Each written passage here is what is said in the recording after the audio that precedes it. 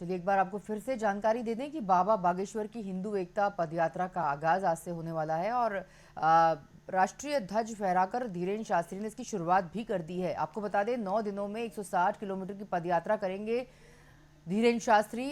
और आप जनसैलाब भी देख सकते हैं किस तरह से उनकी पदयात्रा में ये जनसैलाब पहले ही दिन उमड़ पड़ा है। कदारी गांव में पदयात्रा का पहला पड़ाव बताया जा रहा है। तस्वीर आपको छतरपुर से बता रहे हैं। छतरपुर से उनकी पदयात्रा का आज से शुभारंभ सुबह 10 बजे हो चुका है और 160 किलोमीटर ये पदयात्रा चलेगी। आपको बता दें आज पहला दिन है। कदारी गांव में पदयात्रा का पहला पड़ाव है। आप जनसैलाब देख सकते हैं उनकी यात्रा में कितनी भारी संख्या में भीड़ उमड़ पड़ी है।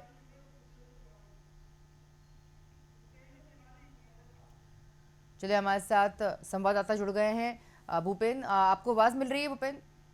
जी मैडम। देखिए हम ये तस्वीर देख रहे हैं छतरपुर से बाबा बागेश्वर धाम की, और जहां पर धीरेन्द्र शास्त्री की पदयात्रा में हमारे हिसाब से ये हजारों नहीं लाखों की संख्या में लोग यहां पर उमड़ पड़े हैं। क्या अपडेट मिल रहा है, कैसे मैनेजमेंट होगा इतनी बड़ी पदयात्रा का? जिस तरह से उनकी जो भी सभा होती है, जो उनके सत्संग होते हैं, कथा कहते हैं, वो तब भी लाखों की संख्या में लोग आते हैं, उनकी पदयात्रा में भी लाखों की संख्या में लोग आ रहे हैं। कैसे जिला स्तर पर जो प्रशासनिक अधिकारी हैं उन्होंने क्या व्यवस्था करी है? इतनी बड़ी पदयात्रा, इतने लाखों लोग कैसे व्यवस्था संभालेंगे, और क्या अपडेट इस पूरी खबर से जुड़ा हुआ सामने निकल कर आ रहा है? जी, अभी अभी बाबा बागेश्वर धाम ने राष्ट्रीय ध्वज फहराकर उसके बाद हनुमान चालीसा का पाठ करके यात्रा शुरू की है। रही बात प्रशासन की, तो 4 से 5 जिलों की पुलिस बुलाई गई है। एक तरफ का पूरा रोड छोड़ा गया है खाली के बाबा बागेश्वर यहाँ से गुजरेंगे, उनके श्रद्धालु गुजरेंगे। वहीं खाने पीने के जगह जगह पर काउंटर लगा दिए गए हैं उनके भक्तों द्वारा, उनके शिष्टमंडलों द्वारा पानी की, खाना की, पीने की तमाम तरह की व्यवस्थाएं दिख रही है। जो श्रद्धालुओं से बन रहा है वो व्यवस्थाएं करें। कहीं पे हलवा दिख रहा था, कहीं पे खीर पूरी।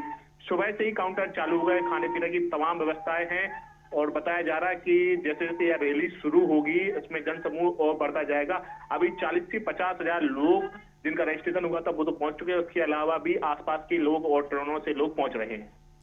जिस तरह से उनकी सुरक्षा की बात हम पहले भी कर चुके हैं, जिस तरह से पंडित धीरेन्द्र शास्त्री की सुरक्षा के लिए विशेष चाक चौबंदी पहले से भी की जा रही है। भले ही वो पदयात्रा नहीं भी कर रहे थे तब भी उनकी सुरक्षा, वे सुरक्षा के घेरे में हमेशा से रहे हैं। तो अब जब ये पदयात्रा है, लाखों लोगों के बीच से उनको निकलना है, कई लोग के टारगेट पे रहेंगे वो, तो किस तरह से उनकी सुरक्षा की जानकारी मिल रही है? किस तरह से वो अपने आप को सुरक्षित महसूस कर पाएंगे पूरी पदयात्रा में?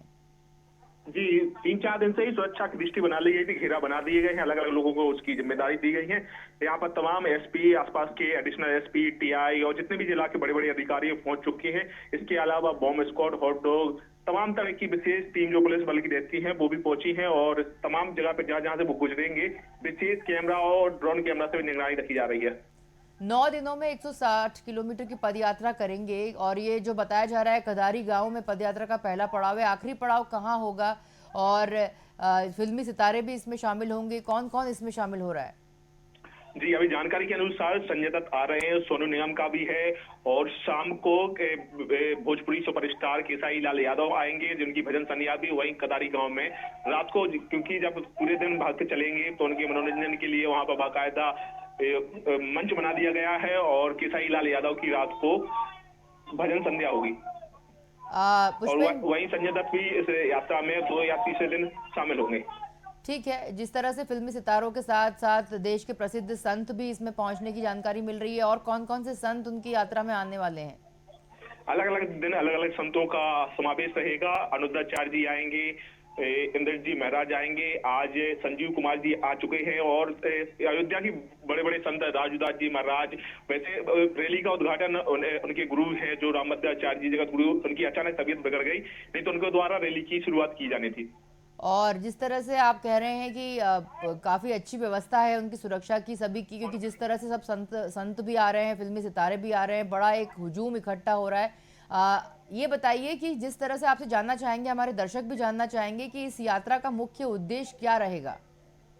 जी, वो लगातार हिंदू राष्ट्र की मांग कर रहे थे, लेकिन जब उन्होंने जगह जगह गए तो देखा कि हिंदू राष्ट्र बनाने के पहले जो हिंदुओं में भेदभाव है, जात पात का भेदभाव है, छुआछूत का भेदभाव है, उसी को मिटाने के लिए उन्होंने संकल्प लिया है कि हम इस रैली का विशेष उन्होंने 8 वचन रखे हैं, जो वो हर जगह पर जहां जहां रुकेंगे वहां पर वो 8 वचने वचन देंगे, संकल्प दिलाएंगे, लोगों से शपथ दिलाएंगे कि हमें छुआछूत नहीं मानना है, जात पात नहीं मानना है, और जो हिंदू धर्म अलग अलग जातियों में बटा हुआ है उसको हटाना है, भेदभाव हटाना, जात पात का सबसे बड़ा नारा दे रहा है कि जात पात हटाना है।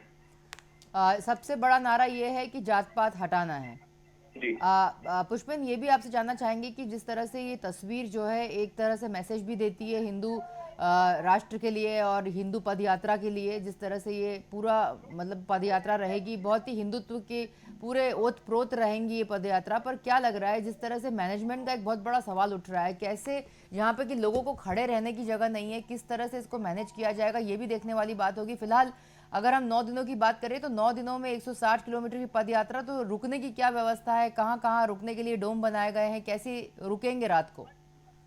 जी, 9 दिन अलग अलग जगह पर रुकना है। आज जैसे कदारी में स्टॉप है, दूसरे दिन पेप्टिक सिटी है, तीसरे दिन नौगांव है। अलग अलग जगह पर 12 से 13 एकड़ जमीन चिन्हित की गई है, वहां पर टेंट लगाए गए, खाना के लिए पट्टी लगाई गई है, कुछ जगह पर बफर सिस्टम भी है और लोगों को टेंट के अंदर सोने की व्यवस्थाएं की गई है। वहीं दूसरी सवाल होता है, जिला अस्पताल से अलग अलग टीमें डॉक्टरों की भी पहुंचाई गई हैं, वहां पर बाकायदा मेडिकल के स्टोर खोले गए। अगर किसी को कोई चोट लगती है या कोई अचानक किसी की तबीयत बिगड़ती है तो वहां पर बाकायदा ओपीडी खोली गई है, एक विशेष डॉक्टर की टीम भी अलग अलग जगह पर तैनात की गई है। पुष्पेन, जिस तरह से आपने कहा कि खाने के लिए जिस तरह से बुफे सिस्टम भी है, सब बनाने की व्यवस्था है, ये इसका पूरा खर्चा कौन वहन करेगा? बिल्कुल, उनका शिष्टमंडल खर्चा अपना अलग अलग शिष्टमंडल है, अलग अलग लोग खुद आगे आए हैं, उन्होंने खुद जाहिर किया कि हम यहाँ पर स्वागत करेंगे। जैसे कहीं बहुत सारी, जैसे आज कदारी में जहाँ पर स्थान है प्राइवेट कॉलेज है, पुलिस की टीम ने उनसे किया कि हम महाराज जी की यात्रा निकल रही है तो हमारी तरफ से यहाँ पर खाना पीना का पूरी व्यवस्था देखी जाएगी। ऐसे ही अलग अलग जगह पे नाश्ते की व्यवस्था है, कहीं पानी की व्यवस्था है, कहीं चाय की व्यवस्था है। तो लोग खुद उनमें उत्साह है कि महाराज जी हमारे यहाँ से निकल रहे हैं तो उनके लिए हम इतना कर सकते हैं, पूरी साल कमाते हैं, कुछ महाराज जी अगर अच्छा कार्य कर रहे हैं तो उसमें अपना इन्वेस्ट करें। ठीक है पुष्पेन, बहुत शुक्रिया इस खबर पर जुड़ने के लिए। बता दें, आपको तस्वीर दिखा रहे हैं मध्य प्रदेश के छतरपुर से, जहां पर बाबा बागेश्वर की हिंदू एकता पद यात्रा का आगाज हुआ है। राष्ट्रीय ध्वज फहराकर धीरेन्द्र शास्त्री ने इसकी शुरुआत की है। 9 दिनों में आपको बता दें 160 किलोमीटर की पद यात्रा करेंगे धीरेन्द्र शास्त्री, जहां पर सबसे पहला पड़ाव कदारी गांव में होगा। और इस पूरी पद यात्रा में आपको बता दें कि फिल्मी सितारे भी शिरकत कर रहे हैं, देश के बड़े बड़े संत भी इस पद यात्रा में शामिल होने जा रहे हैं। और आज जैसे कि हमारे संवाददाता ने बताया कि संजय दत्त भी वहां पर आएंगे और भी कई फिल्मी सितारे इस पद यात्रा में शामिल होंगे और कई संत भी पहुंच चुके हैं। आज पहला पड़ाव है और 160 किलोमीटर ये यात्रा 9 दिनों में कंप्लीट की जाएगी।